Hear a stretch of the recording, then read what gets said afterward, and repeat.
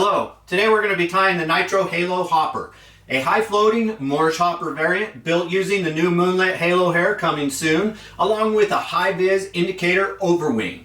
This makes this fly durable, easy to track, and ready to full trout all summer long. Now let's get it in the Morrish style hopper. The thread we're going to be using today for the size 8 is the classic wax Semperfli 6/0 in the medium olive. I'm going to start that right behind the eye of the hook and wrap it back to the bend of the hook. Here I'll just trim out the tag end of this thread, and I'm just going to create a nice smooth underbody of thread for this because I'm going to put some super glue down to help secure this foam body down. While I'm doing that, I want to ask a quick question for you. When you're fishing hoppers, what's your go-to color? Tan, yellow, pink, or something else? Drop your answer in the comments below. If you're enjoying the video, give it a thumbs up, subscribe to the channel, and hit the notification bell so you don't miss future tying tutorials and fishing content. So I wrapped that forward and I wrapped it back, and I'm just going to measure this out because I want this to go just behind that taper of that foam you can see right there. And I pre-cut this foam and stacked it, and I'll show you how to do that in another video all on its own here coming tomorrow. Now that I've measured that out and I've created a slit in the foam, I'm going to put super glue on the hook here, and I'll take that foam and I'll smash it down on top of there. And at the front, I want you to notice that I've tapered the front piece off, and that's going to allow my hook eye to stay cleaner and more accessible, paired along with the down eye on this fly. So now that I've got this ready to go, I'm going to secure that down. I've got some Semperfli Grizzly Flutter SiliLegs in olive, and I've taken 2 of them and tied a knot in it. And I'm just going to secure that on the side there, make sure that it sits down the way I want it. Now I'm going to take another one and do the same thing on the opposite side. And you can see that it's 2, and then at the joint, I trim it down to 1.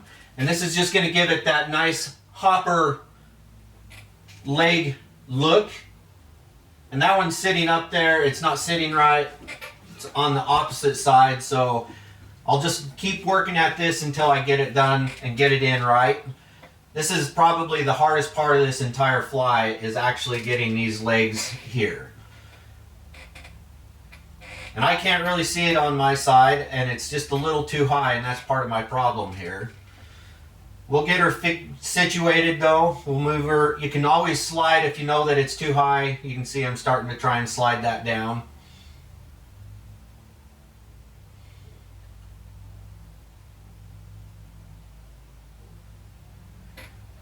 Once you've got this in place, and it doesn't have to be perfect, you can see I've got it a little bit better in place there. The leg's still not perfect. I'm measuring it back so that that joint comes just past the bend of the hook on both sides. Again, the legs don't have to be perfect, but as best you can. Now I'm going to take some mahogany halo hair, and I'm going to secure that down. And I don't want a very thick clump. I want a very sparse wing. I'll fold it over and secure it, and this is just going to make sure it doesn't pop out. Once I've got that wing secured in, trim it out at an angle so that it tapers nice and clear. Now I'm going to take a piece of 1mm bright green foam, and I'm going to secure that down. For this body on this hopper, I've got the dark brown and Frogger green on the. You can see I crisscrossed there. Now I'm just going to capture those legs. You can tell I didn't trim them out. And I'm capturing these up here just to help secure them so they don't pull out if I were to trim them in the back joint. There's always an option that they pull out. This way they're secured in nice and tight. This is just something I do. You don't have to. You can trim them out back at the back end. Now that I've got that done, I'm going to pull that overwing down, an indicator, and we'll secure that down in place. I'm not too worried that I can still see that overwing on the side there because the fish aren't going to see it. Now I'm going to take the grizzly flutter Semperfli SiliLegs cut into force, and I'm going to measure that out so that it goes just past the, we'll tie it in, measure it back so that it goes just short of the bend of the hook there, and then I'll do the same thing on the other side. And if it's not length properly, if I don't cinch it down too tight, I can always kind of slide the legs, lengthen them if I need to. I do believe I do that on this here. I'm going to trim that overwing out at an angle, making sure I don't trim out the legs. And then we can situate the legs, make sure they're in the proper locations. To secure this down, I'm going to take some super glue, put it on my thread, and I'm just going to do 2 wraps just to seat that glue in, and this is going to help secure the legs in and also my whip finish. It's just going to make it a nice, durable, bomb-proof fly. So we're going to do a couple turn whip here, and then we'll trim out the thread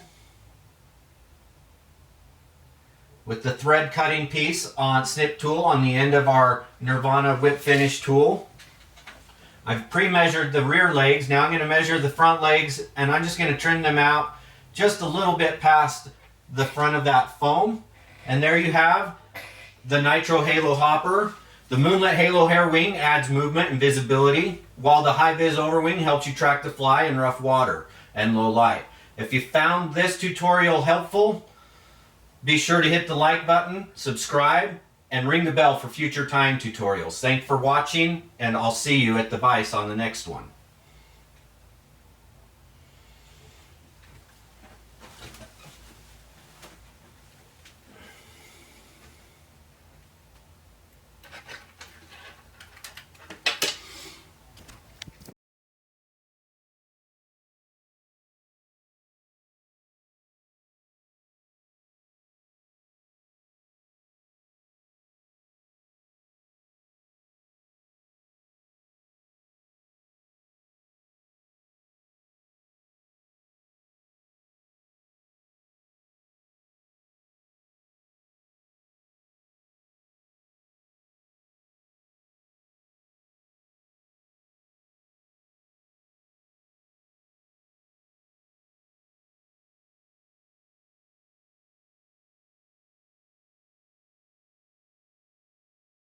To the vise of summer dream.